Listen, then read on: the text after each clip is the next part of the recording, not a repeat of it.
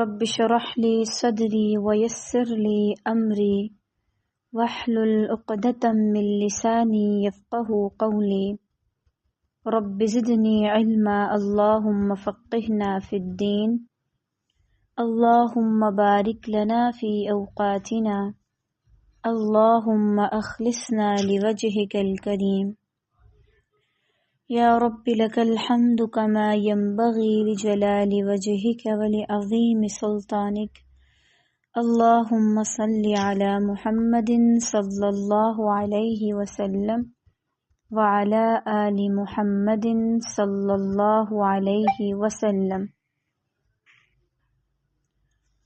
اللہ رب العالمین کا فضل ہے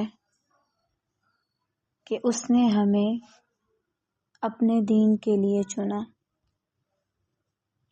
اگر وہ ہمیں نہ چنتا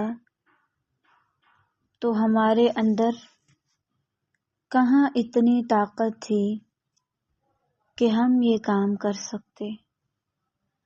الحمدللہ رب العالمین، یہ سراسر اللہ سبحانہ و تعالی کا فضل ہے، اور یقیناً ہم میں سے جو بھی اس کی قدردانی کرے گا وہ اس کو ہمیشہ کے لیے پا لے گا، اور جو ناقدری کرے گا تو وہ اس کو کھو دے گا۔ بہرحال ہم پڑھ رہے تھے حسن اخلاق کے بارے میں، انسان کا اخلاق کیسا ہونا چاہیے، اور ہم نے دیکھا کہ اخلاق صرف ظاہری بات چیت کا نام نہیں بلکہ اور بھی معاملات کا نام ہے۔ تو ہم اسی کو دیکھ رہے تھے ڈیٹیل میں۔ اس بار ہم جس ٹاپک کے بارے میں ڈسکس کریں گے وہ ہے المجالس، مجالس کا بیان۔ مجلس کسے کہا جاتا ہے؟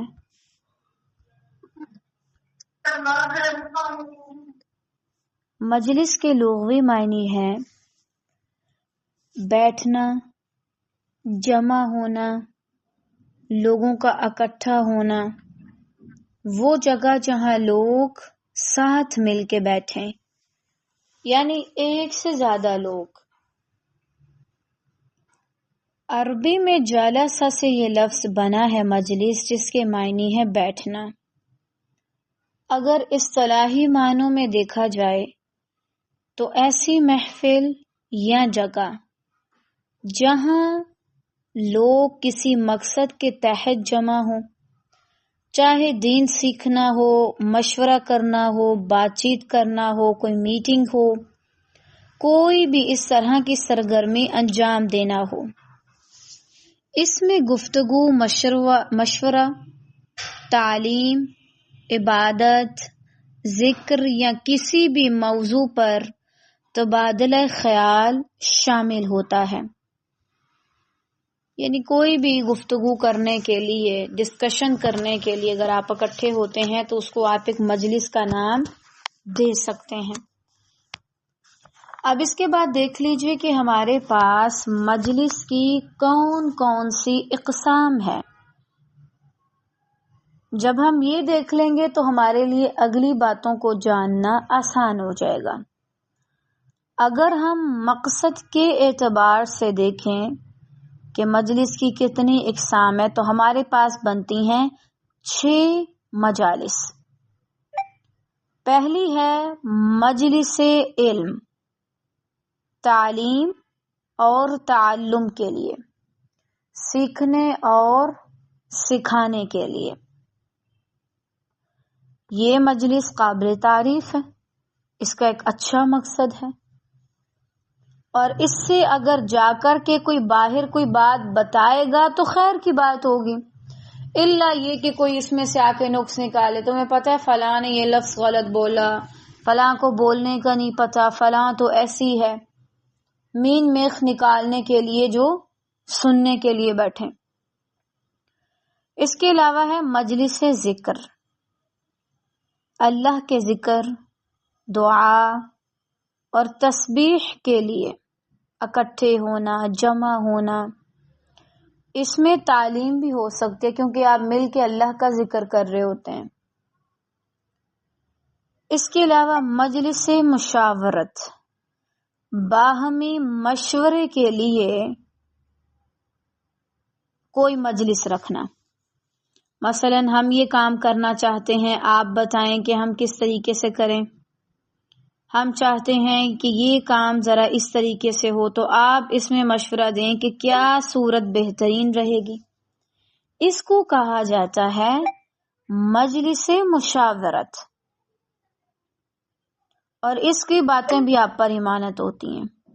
مثلا کئی لوگ بہت عجیب ہوتے ہیں، وہ کیا کرتے ہیں، وہ آپ کی مجلسوں میں آتے ہیں، خاص طور سے مشورے کی مجلس میں، صرف یہ دیکھنے کے لیے کہ ان دنوں آپ کون سا نیا کام کرنے والے ہیں، اب آپ کا آگے کیا پلان ہے، تاکہ وہ آ کے اس میں سے کوئی چوری چکاری کریں، کوئی ادھر ادھر جا کے پھیلائیں.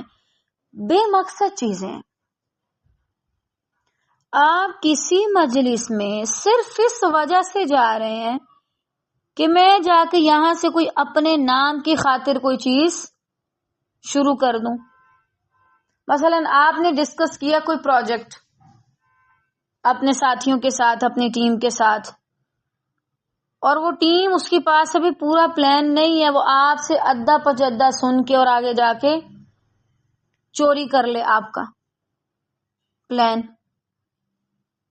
یہ درست بات نہیں ہے. اگر آپ مشورہ دینے آئے یا آپ کو اس قابل سمجھا گیا ہے تو آپ اس قابل رہیں، ورنہ آپ نکل جائیں گے. کیونکہ جو شخص اپنے نام کے لیے کام کر رہا ہو یا اس کو اپنا نام چاہیے ہو، ان قریب وہ دفع ہو جاتا ہے، نکل جاتا ہے، آپ نہ بھی چاہیں تو. اس کے علاوہ ہے مجلس ادب اور تہذیب، اخلاق اور کردار سیکھنے کے لیے کسی مجلس کا انعقاد کرنا. ٹھیک ہے، تو یہ جو مجلس ہے یہ بھی بہترین ہے، اس کے بھی کچھ آداب ہیں اور یہ بھی بہترین ہے. اس کے علاوہ ہے مجلس تفریح، ہنسی مذاق یا فرحت کے لیے. اب دیکھیں، ہنسی مذاق ٹھیک تب تک ہے جب تک کسی بندے کو پوائنٹ آؤٹ کر کے اس پر بات نہ کی جائے، چاہے وہ غائب ہے، چاہے وہ حاضر ہے، چاہے وہ متکلم ہے، کوئی بھی ہے. آپ کسی بھی شخص کو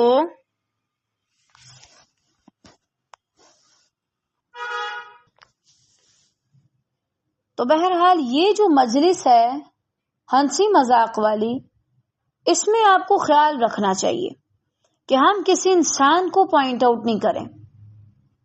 اگر آپ نے دیکھنا ہو نا کہ کسی انسان کا کردار کیسا ہے، تو آپ یہ دیکھیں کہ وہ کن باتوں پر ہنستا ہے، کون سی باتیں ہیں جن پر وہ مسکراتا ہے اور ہنستا پھرتا ہے.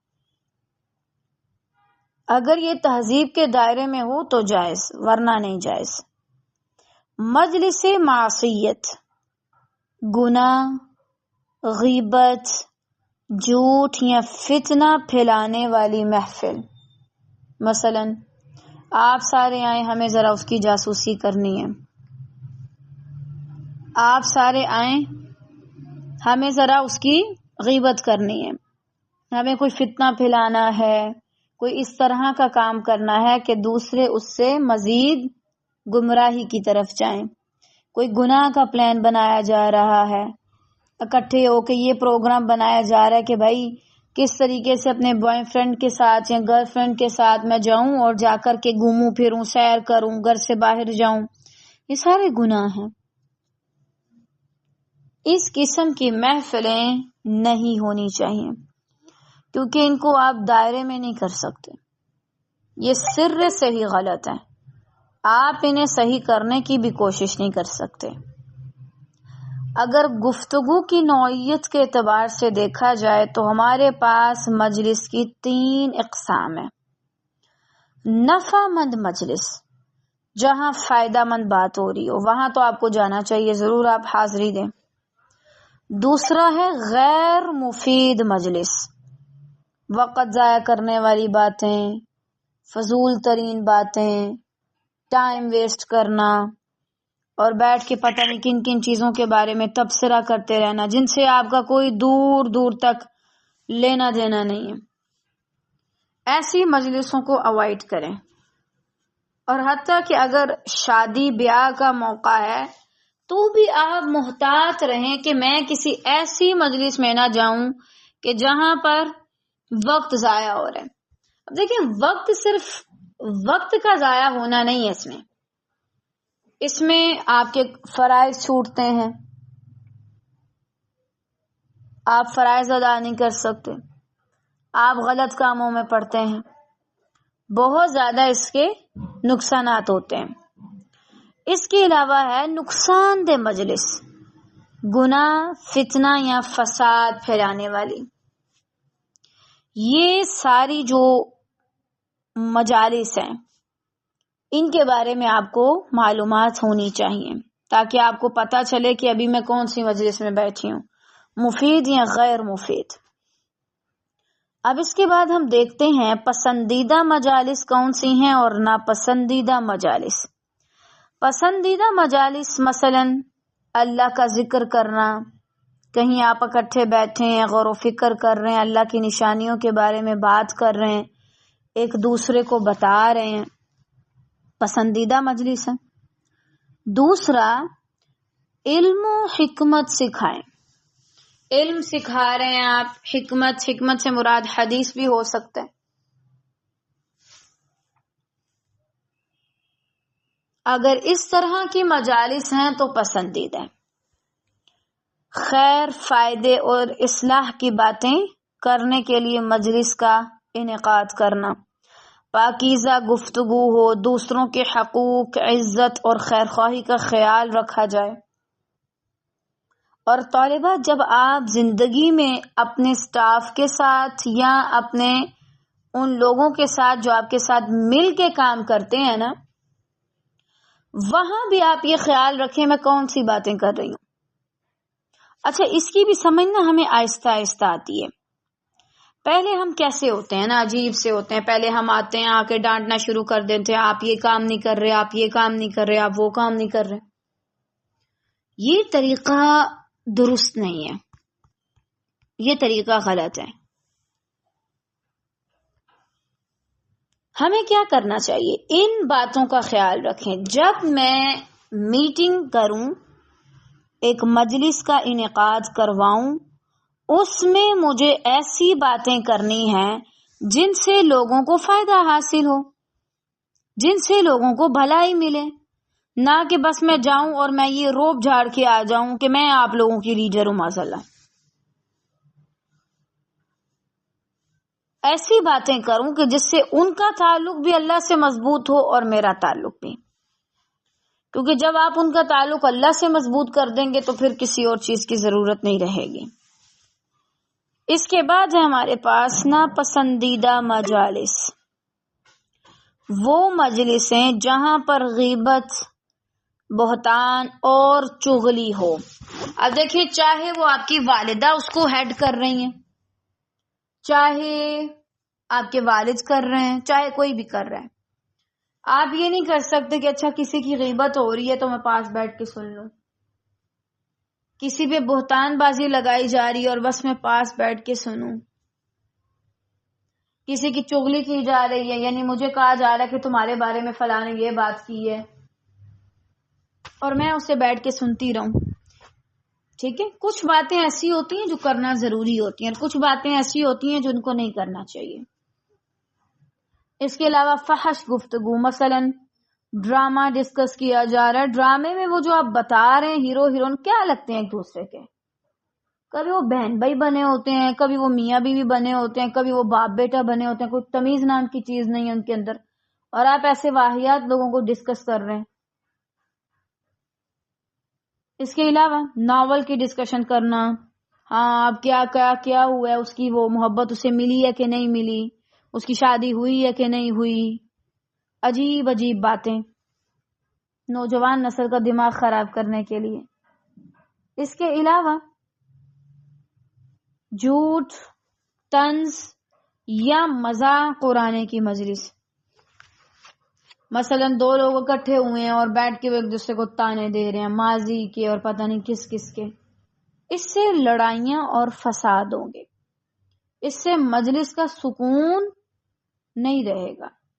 اور دیکھیں مجلس ضروری نہیں کہ کسی الگ جگہ پہ رکھی جاتی، اسی لیے پہلے میں نے آپ کو اس کا معنی مفہوم بتایا تھا. اگر گھر میں کمرے میں 2 لوگ 3 لوگ بیٹھ کے بات کریں وہ ایک مجلس ہے. اگر آپ 2 لوگ بیٹھ کے بات کر رہے ہیں تو وہ ایک مجلس ہے. ٹھیک ہے نا. اس کے علاوہ گناہ بے حیائی یا فتنہ پھیلانے کی باتیں کرنا، دوسروں کی عزت پر حملہ کرنا، وقت ضائع کرنا اور نفع کی کوئی بات نہیں کرنا. اب دیکھیں مثلا جیسے میں نے پہلے آپ کو سمجھایا کہ جب آپ اپنے سٹاف کے ساتھ میٹنگ کریں تو آپ کو کیا رویہ رکھنا. اب بالفرض آپ نے اپنے سٹاف کے ساتھ میٹنگ رکھی کسی چیز کے حل کے لیے، اور تقریباً گزر چکا 50 منٹ 1 گھنٹہ اور وہ حل نکلا ہی نہیں، کوئی سولوشن نہیں نکلا، اور آپ بیٹھے بات کر رہے ہیں. کیا یہ چیزیں زیب دیتی ہیں؟ نہیں. آپ اپنا وقت ضائع نہیں کریں، پہلے سے دیکھیں، کیونکہ مجلس میں آپ کے ساتھ کوئی اور شخص ہوتا ہے، تو کسی اور شخص کے ساتھ بیٹھ کر کیا آپ اس کا وقت برباد کرنا چاہیں گے؟ قطعاً نہیں، آپ کو نہیں کرنا چاہیے. تو بہرحال اب اس کے بعد ہم قرآن مجید کی طرف آتے ہیں کہ قرآن مجید میں اللہ تعالیٰ نے کیا فرمایا ہے مجالس کے بارے میں. سورہ المجادلہ آیا 11 میں اللہ تعالیٰ فرماتے ہیں، اے لوگو جو ایمان لائے ہو، جب تم سے کہا جائے کہ مجلسوں میں کشادگی پیدا کرو تو کشادگی کر دیا کرو. فرسٹ آف آل تو یہ ادب ہے کہ اگر کوئی آپ کے ساتھ بیٹھنا چاہے تو آپ کا حق بنتا ہے کہ آپ اسے بیٹھنے دیں. اگر آپ فری ہیں تو آپ اس کو جگہ دیں. یا اگر ایک مجلس لگی ہوئی ہے، مثلا گھر میں سارے بیٹھے ہوئے ہیں، کوئی ایک باہر سے آتا ہے، تو یہ نہیں اور کھلے کھلے ہو جائیں تاکہ اس کو جگہ ہی نہ دینی پڑے. تھوڑی سے سمٹ جائیں، تھوڑے سے سمٹ کے بیٹھ جائیں، تھوڑی سی جگہ بنائیں. دلوں میں جگہ ہونی چاہیے تو بن جاتی ہے. تو جب کوئی آئے سب سے پہلے آپ کا کیا حق بنتا ہے؟ اس کے لیے آپ جگہ بنائیں. اس سے کیا ہوگا؟ آنے والے کو خوشی ہوگی. اور اگر اس کے آنے پر آپ ایسا شو آف کرائیں گے کہ بھائی ہمیں تو کوئی خوشی نہیں ہوئی، تو یہ اچھا نہیں لگے گا، اس کا اثر اچھا نہیں ہوگا. اس کے علاوہ سورہ المجادلہ میں ہی آیا 9 میں اللہ تعالیٰ فرماتے ہیں، اے لوگو جو ایمان لائے ہو، جب تم سرگوشی کرو تو گناہ، ظلم اور پیغمبر کی نافرمانی کی سرگوشی نہ کیا کرو. یعنی آپ کی کوئی مجلس ایسی نہیں ہونی چاہیے جس کے اندر کوئی گناہ کی بات کی جائے، یا ظلم اور زیادتی کی بات کی جائے، یا نبی صلی اللہ علیہ وسلم کی نافرمانی کی بات کی جائے. اگر گناہ اور ظلم ہو رہا ہے تو نبی صلی اللہ علیہ وسلم کی نافرمانی خود بخود ہو جائے گی. یعنی نبی صلی اللہ علیہ وسلم کی نافرمانی میں ہی آتے ہیں یہ دونوں کام، گناہ کرنا اور ظلم کرنا. گناہ کیا ہے؟ کسی پر بہتان لگانا، کسی کے بارے میں غلط باتیں کرنا، فحش باتیں کرنا، فضول باتیں کرنا. اور ظلم کیا ہے؟ مثلا اگر کوئی شخص اپنی وائف کو بتائے بنا کسی اور کی وائف سے بات کر رہا ہے، کسی اور لڑکی سے بات کر رہا ہے، یہ ظلم ہے. ظلم یہی ہے نا کہ کسی کا حق کسی اور کو دے دینا. تو آپ اس ظلم سے بھی بچیں. کوئی عورت جو آپ کے لیے سارا کچھ چھوڑ چھاڑ کے آپ کے ساتھ بیٹھی ہوئی ہے، آپ کے گھر میں ہے، اور آپ اسے چھوڑ کر ادھر ادھر جا رہے ہیں، کیسے مرد ہیں آپ؟ یہ سب سے بڑا ظلم ہے جو آج کل اس طرح کی مجالس میں ہوتا ہے. مرد اور عورت جو حق ان کے شوہروں کا ہے وہ بیویاں کسی اور کو دے رہی ہیں، جو حق مردوں کی بیویوں کا ہے وہ حق وہ کسی اور کو دے رہے ہیں. حتیٰ کہ مجلس سے مراد دیکھیں ہم نے کیا پڑھا, 2 لوگوں کا مل بیٹھ کے بات بھی کرنا. اگر آپ موبائل پہ بھی بات کر رہے ہیں 2 لوگ, تو آپ اس چیز کا خیال رکھیں کہ میں کہیں ظلم تو نہیں کر رہی, کسی کا حق تو نہیں مار رہی. ایسی گفتگو سے پرہیز کرنا چاہیے. جو گفتگو جس کے ساتھ بنتی ہے اسی کے ساتھ کریں, جس کے ساتھ نہیں بنتی وہاں پہ کرنا ظلم ہے. بہرحال اب حدیث میں دیکھتے ہیں, سیدنا ابو ہریرہ رضی اللہ تعالی عنہ اور ابو سعید خدری رضی اللہ تعالی عنہما دونوں گواہی دیتے ہیں کہ نبی صلی اللہ علیہ وسلم نے فرمایا, جو لوگ بھی اللہ عز و جل کا ذکر کرنے بیٹھتے ہیں تو فرشتے انہیں گھیر لیتے ہیں اور رحمت ان پر چھا جاتی ہے اور سکینت ان پر نازل ہوتی ہے, اور اللہ تعالی ان کا ذکر ان میں فرماتا ہے جو اس کے پاس ہیں. انسان جب بھی مل بیٹھے تو اللہ کی بات کرے. اب طالبات یہ چیز بڑی مشکل ہے.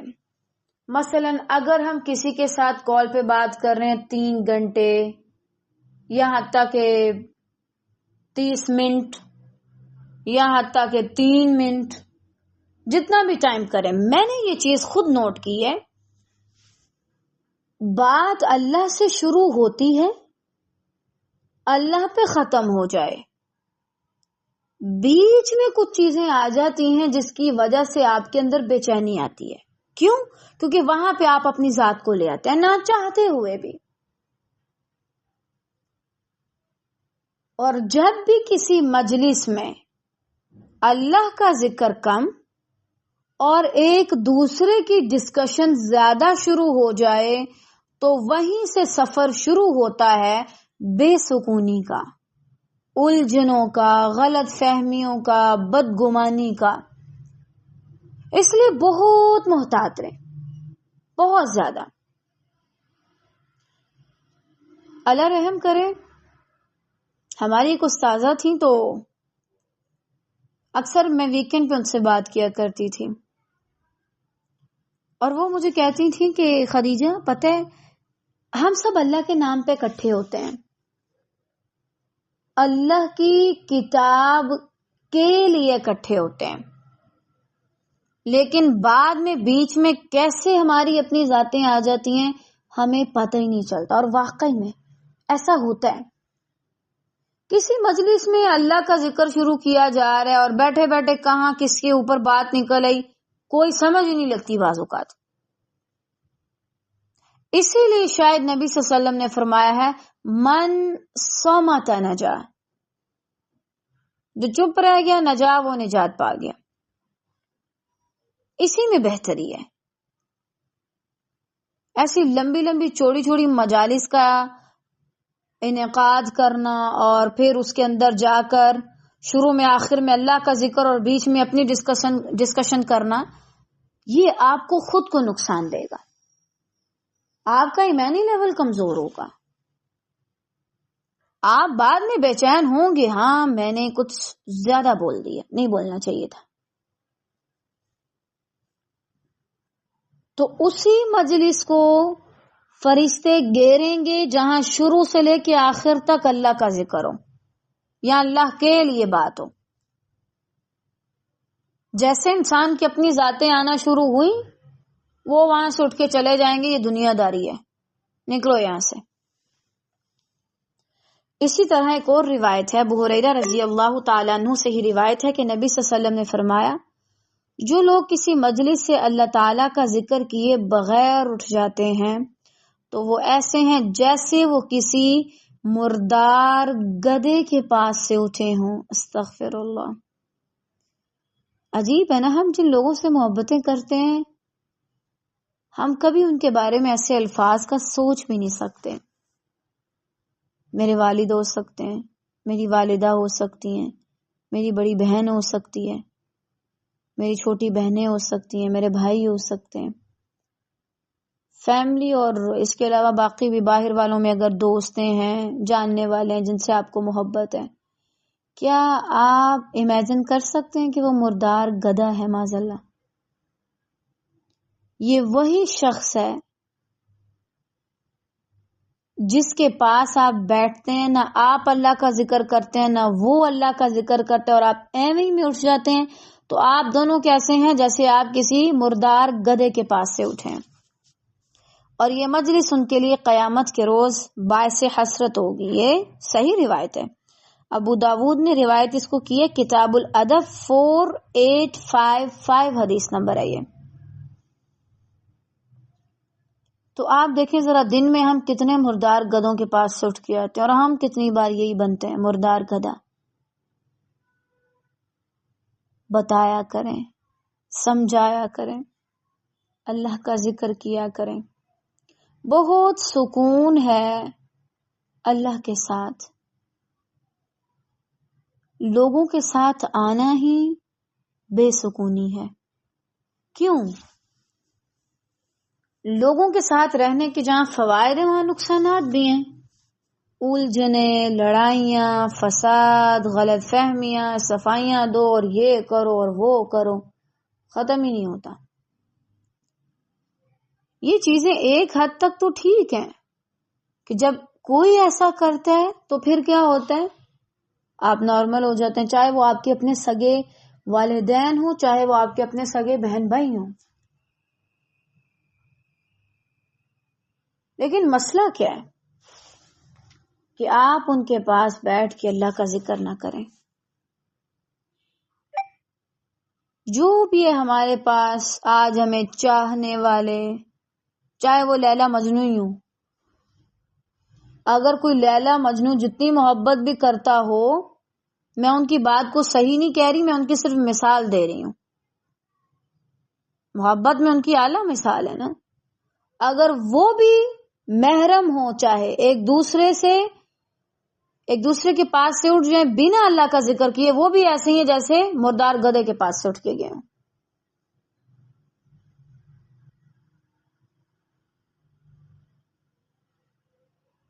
تو اپنا محاسبہ کریں۔ ہم چاہتے ہیں کہ ہمارا شوہر اگر ہمارے پاس بیٹھے تو ہم 24 گھنٹے صرف اپنی باتیں کرتے رہیں، ہماری دوست ہے تو ہم 24 گھنٹے اپنی باتیں کرتے رہیں۔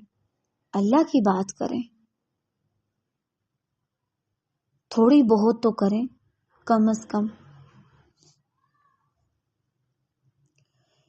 اسی طرح ایک اور روایت ہے، سیدنا ابو ہریرہ رضی اللہ تعالیٰ عنہ سے ہی کہتے ہیں کہ نبی صلی اللہ علیہ وسلم نے فرمایا، جس مجلس میں لوگ اللہ تعالیٰ کا ذکر نہیں کرتے اور نہ اپنے نبی پر درود بھیجتے ہیں، وہ ان کے لیے نقصان دہ ہوگی۔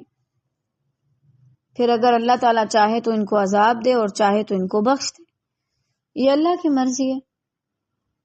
یہ حسرت کا باعث ہوگا، کاش میں اس وقت یہ کام کر لیتا، کاش میں ایسا کر لیتا، کاش میں ویسا کر لیتا۔ سیدنا ابن مسعود رضی اللہ تعالیٰ عنہ سے روایت ہے کہ نبی کریم صلی اللہ علیہ وسلم ہمیں نصیحت فرمانے کے لیے کچھ دن مقرر کر دیتے، اس ڈر سے کہ کہیں ہم اکتا نہ جائیں۔ اب یہاں پر ایک اور چیز ہے، انسان جو ہے وہ بہت جلدی اکتا جاتا ہے، اس لیے نبی صلی اللہ علیہ وسلم نے صرف کچھ دن مقرر کیے ان کو نصیحت کرنے کے لیے۔ اب اس سے جو سب سے پہلی دلیل خاص طور سے طالب علموں کے دلوں میں آتی ہے وہ کیا ہوتی ہے کہ بھائی ٹھیک ہے، پھر ہمارے لیے بھی کچھ دن مقرر کیے جائیں، تو اٹس اوکے، آپ کے لیے بھی کچھ دن ہو سکتے ہیں۔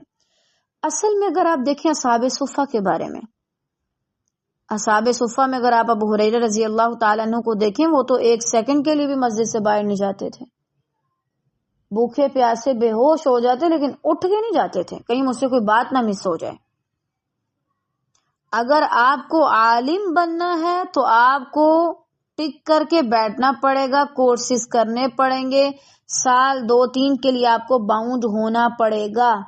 اور اگر آپ صرف نصیحت حاصل کرنا چاہتے ہیں کہ 1-2 بات میرے کان میں پڑ جائے، بس مجھے خود کو فائدہ دے دے، یہ لو ہفتے میں ایک دن نماز کا پڑھ لیا، پورا ہفتہ اس کو پریکٹس کرتے جاؤ تو بس ٹھیک ہے، خلاص اتنے کافی ہے. لیکن اگر آپ چاہتے ہیں آپ علم کی گہرائیوں میں اتریں تو آپ کو دن رات لگانا ہوگا. اور خوش نصیب ہوتے ہیں وہ لوگ جو علم کی تھکن کو محسوس کر پاتے ہیں، جو علم کی تھکاوٹ کے باعث سو جاتے ہیں، کبھی اپنی کتابوں پہ سر رکھ کے اور کبھی کس طریقے سے اور کبھی کس طریقے سے. ایسا نہیں آپ کے پڑھنے کے وقت سوتے ہیں، یعنی ایک عجیب سا سکون ہوتا ہے الحمدللہ. اور طالب علم وہی ہوتا ہے جو کہے مجھے کچھ نہیں آتا، جو کہتے ہیں مجھے سب آتا ہے، سب آتا ہے. آپ کبھی ان سے پوچھ کے دیکھیں انہیں کچھ نہیں آتا ہوگا. صحیح بات ہے. ورنہ اللہ ایسے شخص کو پیچھے کیوں رہنے دے جسے سب آتا ہے.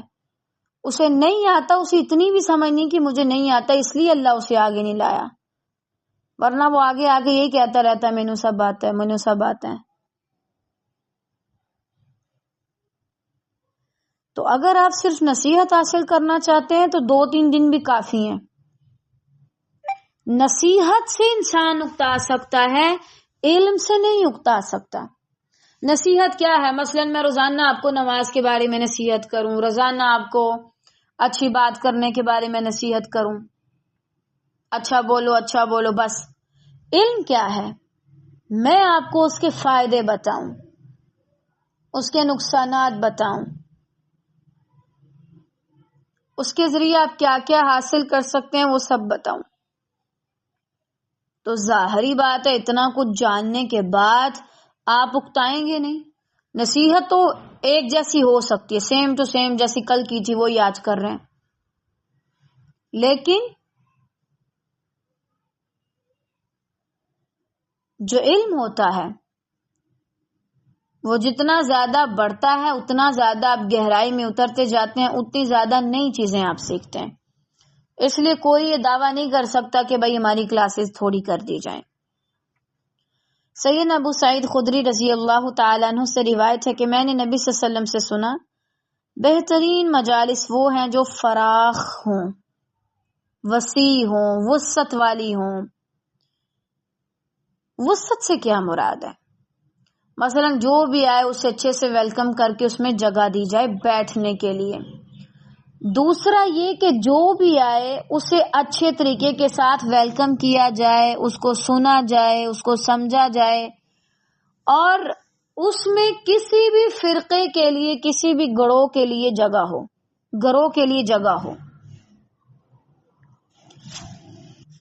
مثلا آپ یہ نہیں کہہ سکتے یہاں صرف وہاب آئیں گے اور باقی سب چلے جائیں، یہاں صرف اہل سنہ آئیں گے باقی سب چلے جائیں. آپ یہ نہیں کہہ سکتے. جو وسعت والی مجالس ہوتی ہیں وہ یہ سب نہیں کہتی. جن کے اندر وسعت نہیں ہوتی پھر ان کے دلوں میں بھی نہیں ہوتی، پھر ان کی ہر جگہ پہ تنگی ہوتی ہے، دلوں میں بھی اور زمین میں بھی، پھر وہ آپ کو نہیں آنے دیتے.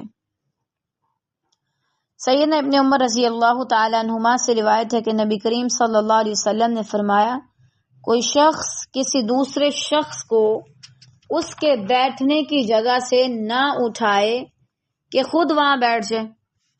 اب ایک بات بڑی عجیب ہے، بعض اوقات آپ کا دل کر رہا ہوتا ہے اچھا میں اپنی بڑی بہن کے ساتھ بیٹھوں، اچھا میں اپنی والدہ کے ساتھ بیٹھوں، یا دوستیں بھی ہو سکتی ہیں کسی کی، اچھا میں اپنی دوست کے ساتھ بیٹھوں.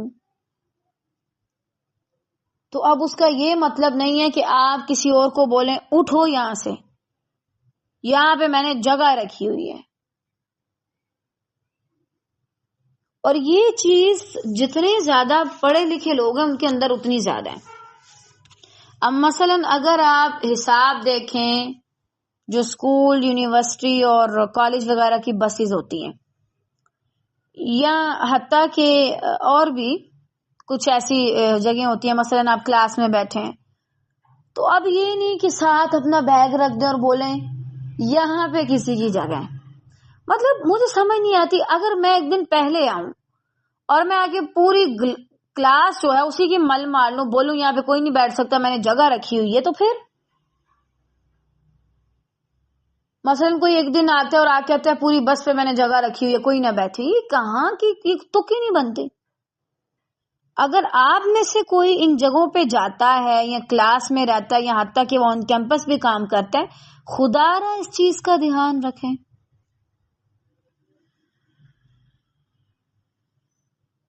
کسی کے ساتھ بیٹھنے کے چکر میں یا آگے بیٹھنے کے چکر میں نہ اٹھائیں، چاہے آپ بڑے ہوں۔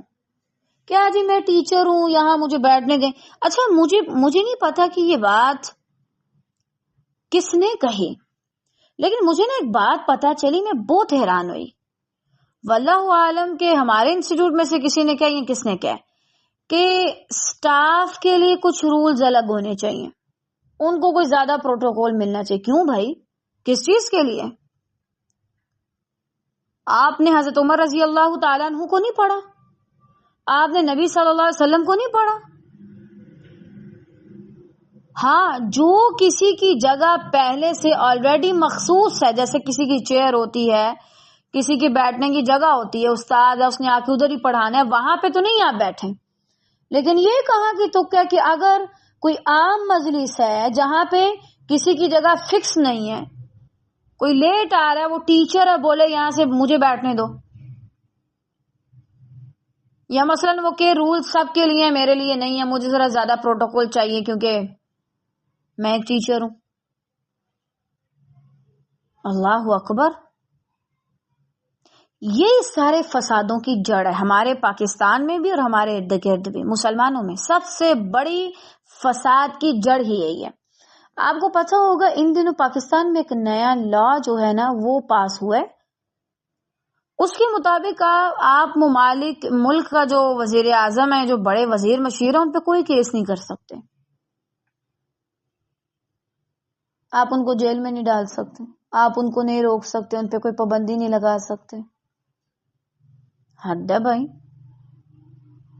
یعنی آپ بڑی جگہ پہ جاتے ہیں تو آپ سب سے بڑے نوکر ہوتے ہیں اللہ کے، اب آپ نے سب سے بڑی خدمت کرنی ہے، آپ نے سب سے زیادہ کام کرنا ہے، بجائے اس کے کہ بھائی اب ہم بیٹھیں اور اب ہم حکم چلائیں اور اب ہم مزے کریں، ہمارے لیے تو کوئی اصول نہیں، ہم تو اصولوں والی زندگی گزار ہے۔ یہی خرابی ہے۔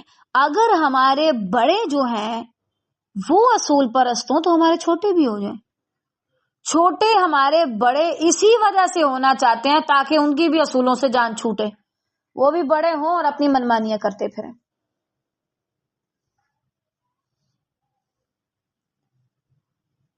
الحمدللہ میں اپنے اساتذہ کا بہت احترام کرتی ہوں،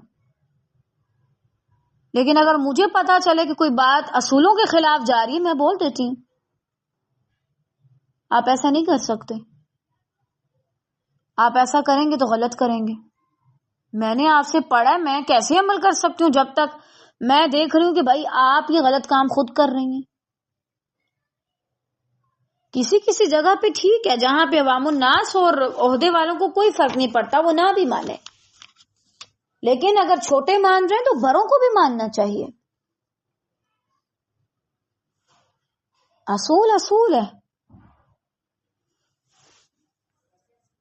عمرو بن شعیب اپنے والد سے اور وہ اپنے دادا سے روایت کرتے ہیں کہ نبی صلی اللہ علیہ وسلم نے فرمایا، کوئی دو آدمیوں کے درمیان ان کی اجازت کے بغیر نہ بیٹھ جائے۔ اچھا، اب یہاں سے ہمیں ایک اور بڑا پیارا اصول پتہ چلتا ہے۔ فرسٹ آف آل اس میں آپ ایک اصول دیکھ لیجئے، ایک شرط دیکھ لیجئے۔ مثلا اگر وہ جو دو شخص ساتھ بیٹھے ہیں انہوں نے پوری مجلس کا جینا حرام کیا ہے، ساتھ تو بیٹھ گئے، اب باتیں کر رہے ہیں، ہنسی مذاق کر رہے ہیں، لیکچر پہ کوئی دھیان نہیں جا رہا، دوسروں کو بھی باتوں میں لگایا ہوا ہے اور بس ایک دوسرے میں کھوئے ہوئے ہیں، باتیں کر رہے ہیں، آپ ان لوگوں کو الگ بٹھا دیں۔ لیکن یہ کام کس کا ہے؟ انتظامیہ کا۔ آپ نے اگر شکایت بھی لگانی ہے کہ ہم ڈسٹرب ہو رہے ہیں تو آپ انتظامیہ کو لگائیں گے، یہ شرط ہے، یہ اس کے ساتھ خیر خواہی ہے کہ کوئی اپنی دوست کے ساتھ بیٹھ کے لیکچر کو بھول کے صرف دوست کے اوپر فوکس کر رہا ہے، چھوٹی چھوٹی بات پہ ہنس رہا ہے، وہ چیٹوں پہ لکھ لکھ کے بات کر رہا ہے اور پتہ نہیں کیا کیا کر رہے ہیں. یہ طریقہ درست نہیں ہے سونے. اب ایسا آن لائن بھی ہوتا ہے، مثلا کلاس ہو رہی ہے اور کوئی بات کر رہا ہے کسی کے ساتھ چیٹنگ پہ، کوئی کچھ کر رہا ہے، کلاسز کا احترام ہی نہیں ہے. یہ آن لائن سسٹم نے جتنا کو ہمارے اندر بے ادبی کو بھرا ہے نا، جو تھوڑا بہت ادب تھا وہ بھی نکل گیا ماشاءاللہ. اب ہم بالکل بے ادب بیٹھے ہیں، بالکل بے ادب. یہی وجہ ہمارے پاس علم کا عین بھی نہیں ہے، علم کے عین کی زیر بھی نہیں ہے ہمارے پاس، اور ہم سمجھتے کہ ہم معلمہ بن گئی ہیں. تو بہرحال یہ اصول دھیان میں ہونا چاہیے. اور ایک اور بات، اگر استاد کو پتا چلے کہ یہاں پر جو دو لوگ ہیں ان کا اسٹڈی سے کوئی تعلق نہیں، وہ صرف اپنی ایک دوسرے سے جڑنے کے لیے ادھر آئے ہیں، استاد کو چاہیے ان کے ساتھ خیر خواہی کرتے ہوئے انہیں الگ کر دے، کیونکہ ایسی مجلس کسی کام کی نہیں. سونے میں آپ کو اپنے تجربے سے کہہ سکتی ہوں، بندہ کتنا بھی کسی کے ساتھ اٹیچ ہو، تھوڑے عرصے کے بعد وہ چیز نہیں رہتی، وہ بات نہیں رہتی. تو بندہ شروع سے ذرا میچے میں رہے، یعنی حد میں رہے. ٹھیک ہے، اگر آپ کو ہے بھی کسی سے، اس کا یہ مطلب نہیں کہ آپ اپنی کلاسز کو، اپنے علم کو اور اپنی فرائض کو اس کی وجہ سے ڈسٹرب کر دیں. یہ غلط چیز ہے.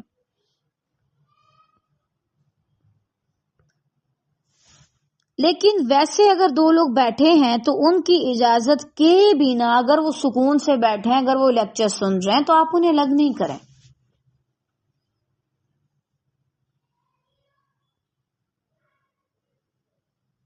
زبردستی اٹھانا اور کہنا نہیں اٹھیں آپ الگ ہوں. کوئی بھی دو لوگ جو خود ساتھ بیٹھے ہیں اور وہ اپنا وقت ضائع نہیں کر رہے، وہ لیکچر پہ دھیان دے رہے ہیں، وہ کلاس پہ فوکس کر رہے ہیں، تو ٹیچر ہو یا انتظامیہ، کسی کا بھی حق نہیں بنتا کہ محض تعصب کی وجہ سے بولے نہیں آپ ان کے گروپ میں نہیں جائیں گی، نہیں آپ ان کے ساتھ نہیں رہیں گی، نہیں آپ ان کے ساتھ مل کے کام نہیں کریں گی. کیوں بھائی؟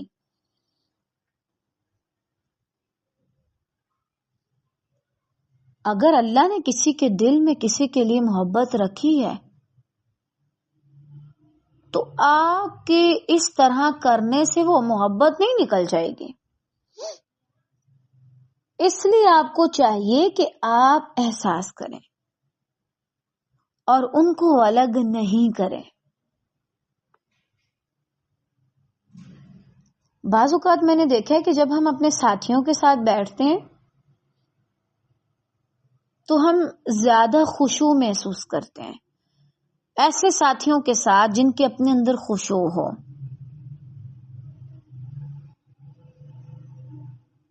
جو خود تفسیر کلاس میں بیٹھتے ہیں اور وہ رونا شروع ہو جاتے ہیں، آپ ان کے دائیں بائیں بیٹھے ہوتے ہیں تو آپ ان کو دیکھتے ہیں، پھر آپ بھی ایموشنل ہونا شروع ہوتے ہیں، آپ کو بھی سمجھ آنا شروع ہوتا ہے. کم از کم نہ بھی آئے تو آپ اس وجہ سے روتے ہیں مجھے کیوں سمجھ نہیں آ رہا. جب ہم پڑھتے ہیں تو ہم صرف اس وجہ سے نہیں روتے، ہمیں سمجھ آ جاتا ہے. بعض اوقات ہم اس وجہ سے بھی رو پڑتے ہیں اللہ اس کو سمجھ آ گیا مجھے کیوں نہیں آیا. پھر اتنی زیادہ کیوریوسٹی ہوتی ہے، تجسس ہوتا ہے، پھر بعد میں ہم پوچھتے ہیں اچھا کیا تمہیں سمجھ آیا تھا جس نے تمہیں رلا دیا، مجھے بتاؤ. تو بہرحال یہ جو ہے وہ ہونا چاہیے، ٹھیک ہے نا. اگر دو لوگ محض اللہ کے لیے ساتھ ہیں تو آپ کو تکلیف کرنے کی کوئی ضرورت نہیں. سیدنا عبداللہ رضی اللہ تعالیٰ عنہ سے روایت ہے کہ نبی کریم صلی اللہ علیہ وسلم نے فرمایا جب تم 3 آدمی موجود ہو تو 2 آدمی اپنے تیسرے کو چھوڑ کر آپس میں سرگوشی نہ کریں یہاں تک کہ تم اور لوگوں سے مل جاؤ. اس لیے کہ ایسا کرنا اس کو غمگین کر دے گا. اب یہاں پر ہم ایک اور اصول سمجھایا گیا مجلس کا. 3 لوگ بیٹھے ہیں، 2 لوگ پنجابی جانتے ہیں اور ایک بندہ نہیں جانتا، اور آپ بیٹھ کے پنجابی میں باتیں شروع کر دیں. 2 لوگ سندھی زبان جانتے ہیں، سرائکی جانتے ہیں، وہ سرائکی میں بات کرنا شروع کر دیں اور باقی نہیں جان رہے. اگر 5-6 لوگ ہیں تو ٹھیک ہے، لیکن اگر 3 دوستیں، 3 گھر کے افراد، 3 کوئی بھی لوگ، 3 لوگ مل کے ساتھ گئے ہیں اور چاہے سائڈوں پہ پوری دنیا بھی جمع ہو جائے، تو ان تینوں کے لیے جائز نہیں ہے کہ ان میں سے 2 الگ ہو کے بات کریں، کیونکہ وہ ایٹ اے ٹائم 3 لوگ ساتھ ہیں. اگر تو تیسرا کوئی اجنبی آپ جانتے ہی نہیں تو الگ بات ہے، لیکن پھر بھی پرہیز کریں. ہو سکتا ہے اس کو لگے بھائی پتہ نہیں میرے بارے میں کوئی بات کر رہے ہیں، پتہ نہیں مجھے کیا کہہ رہے ہیں. اب کوئی شخص عربی نہیں جانتا اور آپ اس کے سامنے 2 لوگ بیٹھ کے عربی میں بات کرنا شروع کر دیں، اور وہ کہ یہ آپ کیا ہمیں بولی جا رہے ہیں، آپ ہمیں کچھ کہہ رہے ہیں. پرہیز کریں. اور آپ دیکھیں دین کتنا کہتے ہیں ہمیں ایک دوسرے کا خیال رکھنا چاہیے، ایک دوسرے کو اذیت دینے سے باز رہنا چاہیے. کیوں؟ طالبات جہاں پر زیادہ اذیت ہو تو آپ یاد رکھیں انسان پھر محبت سے زیادہ سکون کو ترجیح دیتا ہے. ہم محبت کے بنا رہ سکتے ہیں لیکن سکون ہمیں سکھ چاہیے ہوتا ہے. محبتیں سکون کے برابر نہیں ہو سکتی. سکون ہو تو محبت بھی ہوتی ہے، لیکن اگر سکون نہیں تو محبت کا کوئی فائدہ نہیں. تو یہ جو 3 میں سے 2 کا آپس میں ایسے باتیں کرنا ہے نا، یہ غمگین کرتا ہے، اس سے بچنا چاہیے. ہاں اگر 2 لوگ ہر وقت ہی ساتھ رہیں پھر تو لوگوں کو بھی اندازہ ہو جاتا ہے ہاں بھائی ان کی اپنی دنیا، یہ لوگ خود باتیں کرتی ہیں، پھر الگ چیز ہے. لیکن اگر کوئی بہت ضروری بات ہو تو پھر وہ آپ بعد میں کر لیں، ٹھیک ہے، یا اس انداز میں کریں کہ دوسروں کو نہ پتہ چلے. اب مجالس کے کچھ آداب بھی ہیں. مثلا سلام کے ساتھ داخل ہونا، یعنی دھرام سے آ کے دروازہ کھولا اور آگے سرپرائز کرتے ہوئے. اگر کوئی آپ کے خاندان میں بھی ایسا بندہ ہو تو بولیں بھائی میرے کو ایسے سرپرائز نہیں چاہیے، آپ آتے ہیں تو عزت سے سلام لے کے آئیں. کیوں؟ چاہے وہ عورت بھی ہے، میں کہتی ہوں عورت بھی ہے، اگر آپ نے دوپٹہ اچھے سے نہیں لیا تو، اگر آپ کوئی اور کام کر رہے ہیں آپ نہیں کسی کے ساتھ شیئر کرنا چاہتے تو، اگر آپ اس سٹائل میں بیٹھے ہیں، آپ تنہائی میں ہو تو آپ ریلیکس ہوتے ہیں، آپ کیسے بھی کر کے بیٹھ سکتے ہیں. اب ایک بندہ ایک دم سے آجے وہ آپ کو دیکھ رہا ہے، میں نہیں چاہتی مجھے کوئی دیکھے میں ایسے بیٹھی ہوں، میں ایسے لیٹی ہوں، کیونکہ اللہ نے ہمیں اجازت دی ہے ہم اپنے الگ روم میں اپنی پرائیویسی میں کچھ بھی کریں، ہم اپنے آپ کو ریلیکس کر سکتے ہیں.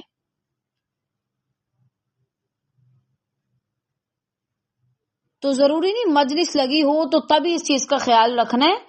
اگر آپ کے گھر میں کوئی بندہ اپنے روم میں ہے تو بھی آپ کو چاہیے آپ اجازت لے کے جائیں سلام کے ساتھ. اس کے علاوہ درمیانی اور سنبھل کر گفتگو کریں، مختصر، سچی اور فائدے مند. صحیح بات ہے، مجھے لمبی گفتگو سے خاص طور سے بول کے کرنا بہت عجیب لگتا ہے، بندہ تھک جاتا ہے. ایک دیکھیں ایک میں کلاس لے رہی ہوں نا الحمدللہ، اس میں آپ 2 3 6 گھنٹے بھی آرام سے بول سکتے ہیں، آپ کو محسوس نہیں ہوتا. اور ایک یہ فالتو کسی کے ساتھ بیٹھ کے بات کرنا، اچھا کوئی آ گیا گھر میں، کوئی ہمسایہ آ گیا اور بس اس کے ساتھ بیٹھ کے باتیں کی جا رہی ہیں لمبی چوڑی، بندہ نہیں کر سکتا. اس کے علاوہ دوسروں کی بات نہ کاٹی جائے. ایک بات کر اس کی بات نہیں سنی، نہیں میری بات سنو میری بات سنو، اس کی پہلے پوری بات سنو، اس کے بعد پھر اپنی بات سناؤ۔ اس کے علاوہ مجلس کے راز امانت ہوتے ہیں، جیسے میں نے آپ کو شروع میں سمجھایا تھا، یہ نہیں کہ آپ اس نیت سے آئیں یہاں سے آؤں ان کی میٹنگ میں کیا کیا ڈسکس ہو رہا ہے، کیا کیا نئے آئیڈیاز ہیں اور وہ لے کر کے جاؤں اور بس جا کے کہیں اور کچھ کروں۔ اللہ رحم کرے، میری ایک دوست ہیں فاطمہ باجی، اچھا میں نے ان سے نا کچھ ڈسکس کرنا تھا، تقریباً بہت شروع میں پڑھانے کے حوالے سے کچھ چیزیں میں نے ڈسکس کرنی تھی کہ اچھا ہمیں کس طریقے سے کام کرنا چاہیے۔ انہوں نے مجھے منع کیا تھا کہ کبھی بھی کسی کو اپنا اصل مقصد اور مشن نہیں بتاتے۔ کیوں؟ لوگ اس کو چوری کرتے ہیں اور پھر اس پہ اتنا بھدا سا کام کرتے ہیں، ان کو کرنے کا طریقہ ہی نہیں آتا۔ وہ یہ کسی کا منہ اگر لال دیکھا تو اپنا چپیرے مار مار کے لال کر لو، نقلیں کرنا بس کہ مجھے بھی لال منہ چاہیے، چاہے کسی بھی طریقے سے حاصل ہو۔ اس سے بچیں۔ اس کا یہ مطلب نہیں ہوتا کہ آپ دوسروں کو خیر نہیں دے رہے، اس کا یہ مطلب ہوتا ہے کہ جو مقصد مشن اللہ نے آپ کو دکھایا کسی بھی چیز کے ذریعے، کسی خواب کے ذریعے، کسی جاگتے کسی واقعے کے ذریعے، کسی بھی چیز کے ذریعے، وہ خراب نہ ہو۔ اور یہ چیز مجھے آہستہ آہستہ سمجھ آئی، پھر الحمدللہ ایسا ہی ہوتا ہے۔ آپ ہر مجلس میں ہر کسی کے ساتھ ہر بات ڈسکس نہیں کر سکتے، اور آپ کو کرنی بھی نہیں چاہیے۔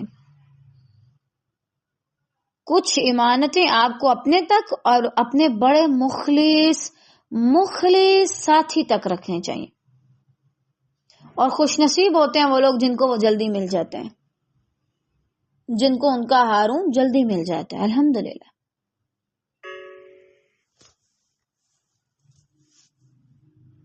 اس کے علاوہ بڑے اور عالم کا احترام کریں، خاص طور سے اپنے اساتذہ یا علم والوں کی بات کو توجہ سے سنیں۔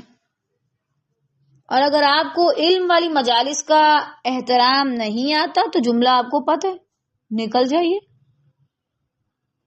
دور ہو جائیے، ادب سیکھیے اور پھر تشریف لائیے۔ اس کے علاوہ دوسروں کو جگہ دینا، وقت کی پابندی اور حد سے زیادہ نہ بیٹھنا۔ اب مثلا دیکھیے، جیسے میں نے آپ کو شروع میں اس کی مثال دی، آپ نے ایک میٹنگ رکھی 50 منٹ کی، 1 گھنٹے کی، 30 منٹ کی، 40 منٹ کی، آخر میں حل کوئی نہیں نکلا، آپ نے ادھر کی بات نکالی، ادھر کی بات نکالی، وقت ضائع اپنا بھی کیا، دوسروں کا بھی کیا، اور اینڈ پہ بھی سارا کام پڑا اور آپ نکل گئے۔ میٹنگ بھی لوگوں کو اکٹھا کرنا، مجلس کا انعقاد کرنا ایویں نہیں کر لیا جاتا۔ میں نے آپ کو ٹائم دیا، اچھا یہ کلاس کا ٹائم ہے 5 بجے تک، اور میں 6 بجے تک لگی رہوں، 5:10 تک لگی رہوں۔ میں نے آپ کو ٹائم دیا ہے 4 بجے کا، اور میں 4 بجے سے 2 منٹ پہلے یا 5 منٹ پہلے شروع کر کے بیٹھ جاؤں۔ وقت کی پابندی کا خاص خیال رکھیں، 4 بجے تو 4 بجے، اور اینڈ 5 بجے تو بس 5 سے اوپر مجھے ٹائم نہیں لینا، کم ہو جائے زیادہ نہ ہو۔